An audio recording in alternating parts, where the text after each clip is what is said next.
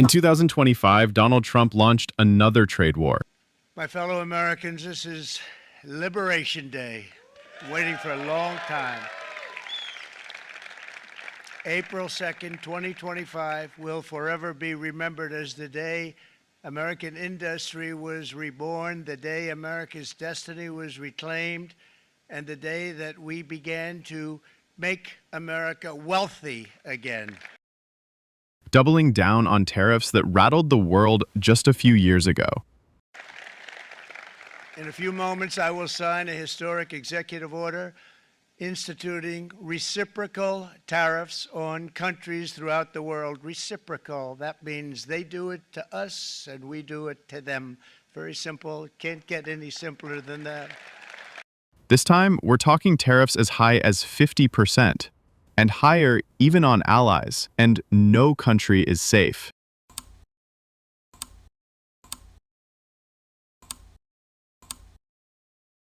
From steel to smartphones, groceries to gas, everything just got more expensive. Or did it? The economy is on edge, the markets are spooked, and the Fed is stuck. Is this economic self-defense or self-sabotage? The 2025 tariff blitz, who's really paying the price? In early 2025, Trump, fresh off a surprise election win, promised to liberate American industry once again. Tariffs everywhere.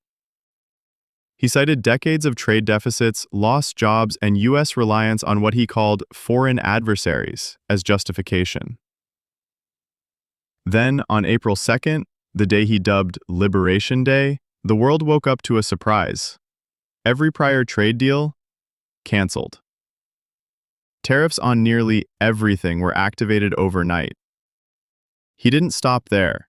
Within weeks, he doubled down, raising duties to 50% on some products, slapping 35% on Canada, 25% on India, 39% on Switzerland.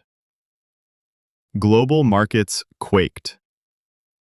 That was the launching pad. From there, things started spiraling. Once the stage was set, the tariffs came in. Hot. Average rates skyrocketed from a few percentage points to a staggering 27%, and hit 50% on key sectors like steel, autos, electronics, copper, even essentials like meds. This wasn't just wholesale policy, it got personal. Allies like Japan and the EU scored special deals, while others got left hanging. This was the kind of economic curveball that rattles CEOs overnight, disrupts global supply chains, and hits consumers in their wallets.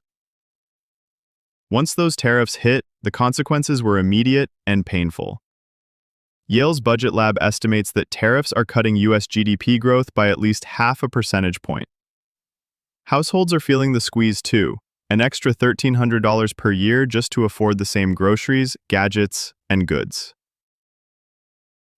It wasn't just headline shock. Apple, automakers, and big box retailers all flagged supply chain chaos. Tariffs technically land on importers, but as any economist will tell you, that's just the first leg of a long relay race. Importers pay up front, often little choice there. But eventually, higher prices get passed straight to consumers, squeezing every household paycheck. Consumers? They feel it. One expert estimates tariffs cause a short-term 1.8% jump in consumer prices, equal to about $2,400 in lost buying power per household. And let's not forget the fallout from retaliation. Soybean farmers are being absolutely hammered. Chinese tariffs are hitting them with 60% tax hikes, pushing buyers toward places like Brazil. Meanwhile, the Fed finds itself between a rock and a hard place. Powell explicitly says these tariffs could delay rate cuts. The world didn't just blink, it fought back. India and Brazil strike back. US hits India with a 50% tariff, including a penalty for its purchase of Russian oil. India calls the move unjustified and signals possible retaliatory action. Brazil pushes back too, invoking a reciprocity law and taking its case to the WTO, while President Lula freezes direct talks with Trump. Russia's oil response. Trump is now targeting Russian oil buyers with secondary tariffs, raising fears of a global energy shock. In my view, this move has a certain strategic logic. If your goal is to tighten the screws on Moscow and weaken its capacity to sustain the war in Ukraine. But the question is whether the economic pain will land where it's intended, or ricochet back on U.S. allies and consumers. A UN trade official warns that escalating tariffs may shrink global trade by 3% and accelerate realignment toward emerging economies like India and Brazil. Deals for some, tariffs for others. Allies such as Japan and the EU received more favorable terms, raising questions about the global consistency of U.S. tariff policy. The result? Unequal burden, rising worldwide uncertainty. Is there a grand plan here? Or just a rolling firestorm? Legal storm clouds. Multiple lawsuits challenge Trump's use of emergency trade powers, arguing the situation doesn't meet the legal definition of a national emergency. Federal courts are split, some fast-tracking hearings, others deferring to executive authority. Leverage or chaos. Supporters frame the tariffs as hardball negotiation, forcing countries back to the table on terms more favorable to the U.S.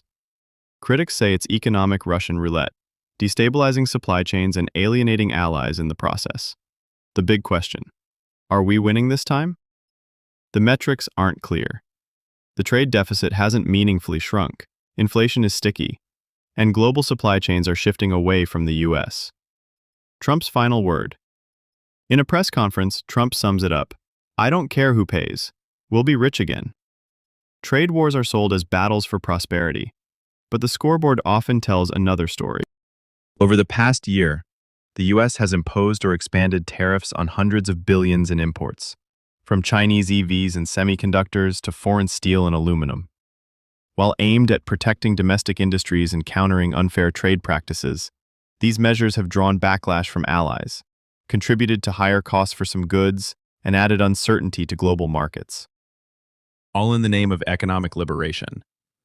So was this self-defense or self-sabotage? You tell me. I'm the Uneducated Economist. Thanks for watching. Please hit like and subscribe.